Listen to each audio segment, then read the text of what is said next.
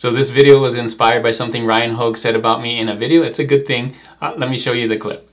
This one is a little bit trickier for me because I'm not as experienced with creating bigger designs from smaller designs. Like I would trust Juna at Detour Shirts, a professional graphic designer, to do this like 10 times better than me. So because of this, a couple people reached out to me asking me how to do this type of design.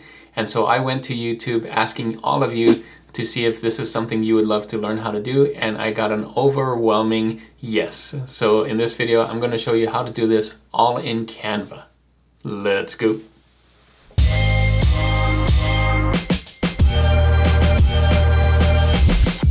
Hey everyone, it's Juna with Detour Shirts. In this video, I'm going to show you how to do the design with clovers inside a big clover. So to make a giant clover design with little clovers inside of it, you can use this technique with any shape. So if you want to do it with Easter eggs or basketballs or different silhouettes or whatever it is, I think you can still use some of the techniques I'm going to show you here. Now there isn't just a one push button in Canva to just make this design. I'm going to do it the long way, where you're going to take each one and kind of move it around, but I do have some tips and tricks that can speed it up just a little bit more. So you're going to want to stay in this video all the way to the end to see all the different tips and tricks that I show you to make this.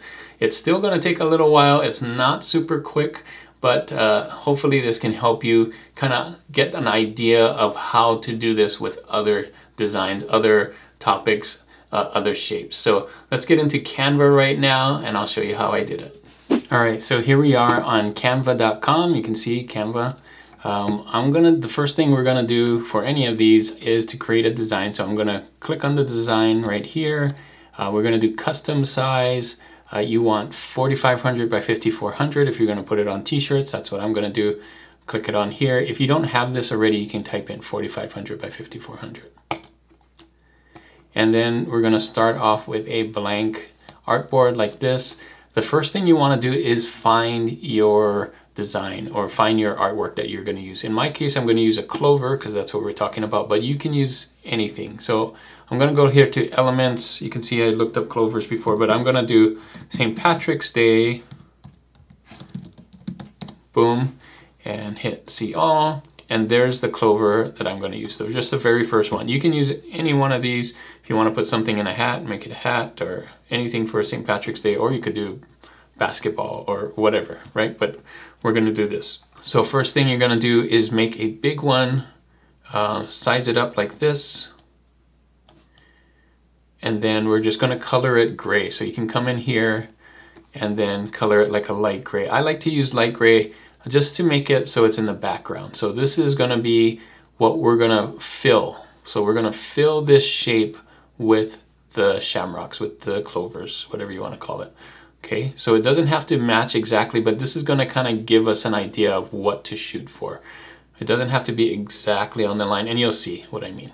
So the very next step that you want to do is start putting in clovers. So let's do the same one, and we're going to just kind of place them around. So one tip here is not to use a really big clover to begin with. So if you want to do this and then this and start putting in like that, you'll notice that because this one is so big, the other ones are going to have to be really small to kind of fit in here, right? So that's going to look weird that there's big and small. So let me show you what I mean. So here's one where the clovers are kind of big. And so now these clovers are small. So you don't want them to have that much of a difference. At least that's how I found it. So I made my clovers smaller here. So you can see here. Now this one is kind of the biggest size that I'm going to go and then make smaller ones. Whereas this one was the biggest size and it looked off, right? But this one looks a little closer together. So let me zoom in here and show you how I did this. So I'm going to zoom. I'm holding down Command and then doing my scroll wheel, if you didn't know that. And then I can come in here, I can hold down Option and click on this and then make a copy. So I can put this here and just kind of make it bigger to fit like this, right? Move this here, holding down Option again.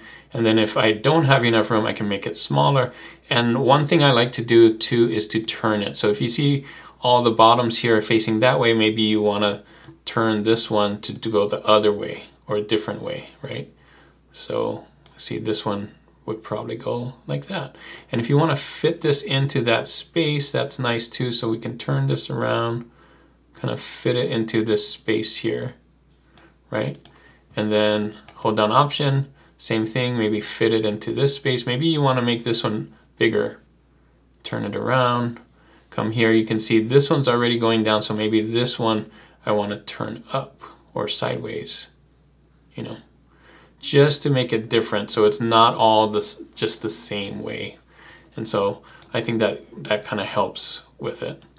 All right, so I'm just going to come in here and do the same thing. You don't have to watch me, but this is going to take a little while, just moving and making it bigger or smaller to fit. So this one could be bigger right here, and again, turn it maybe down because this other one's not down.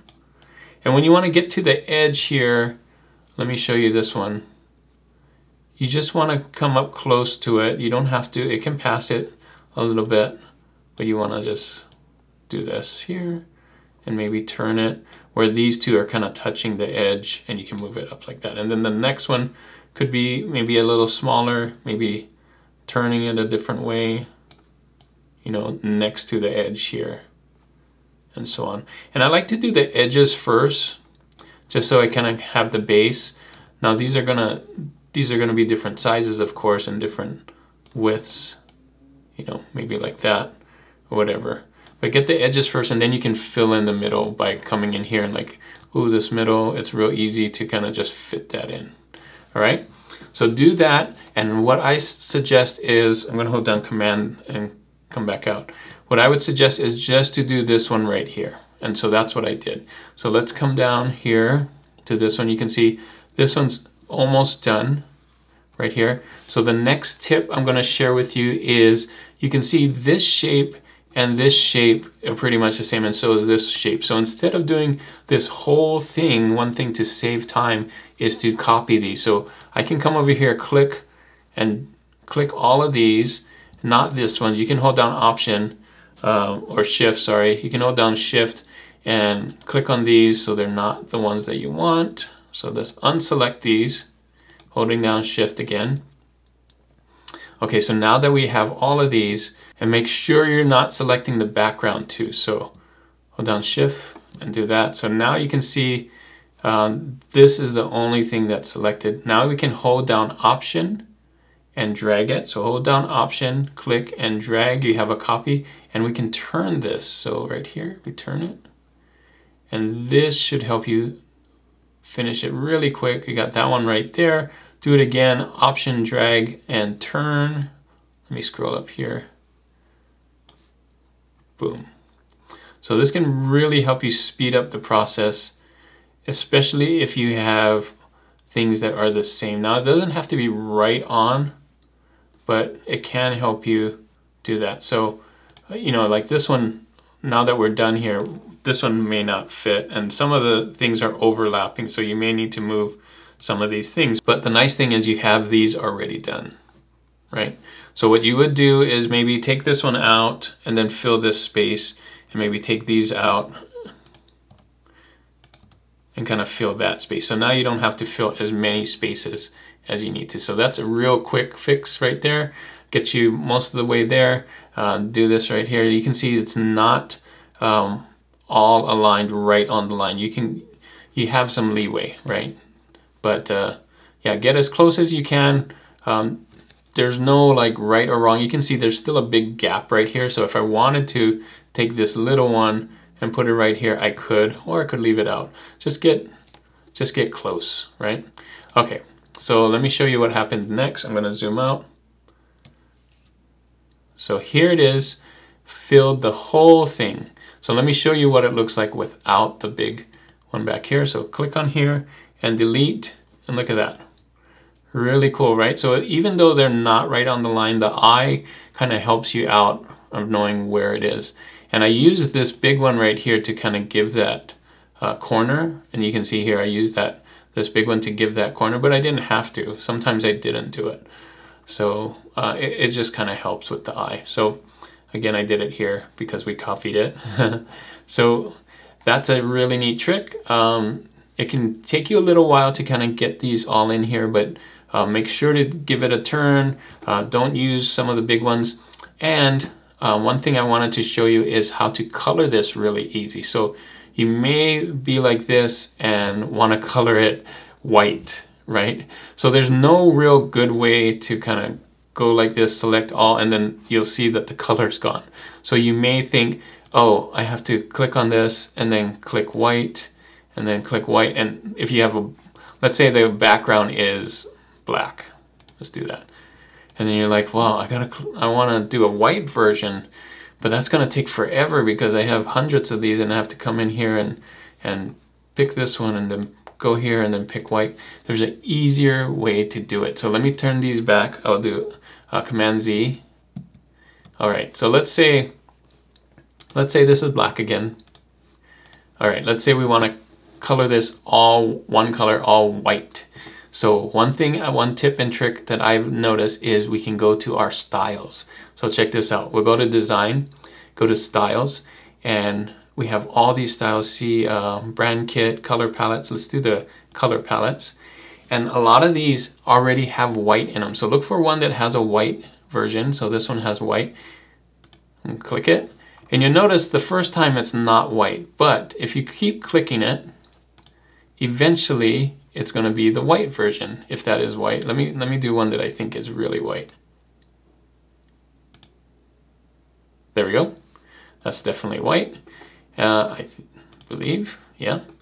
Okay, so, and then we can change this one. Well, we don't need to change this one because when we download this, we're gonna delete the background, right? So when we hit share and we hit download, if you have a transparent background, if you're pro, you can hit this and hit download and it will just be the white one. So let me show you what that looks like.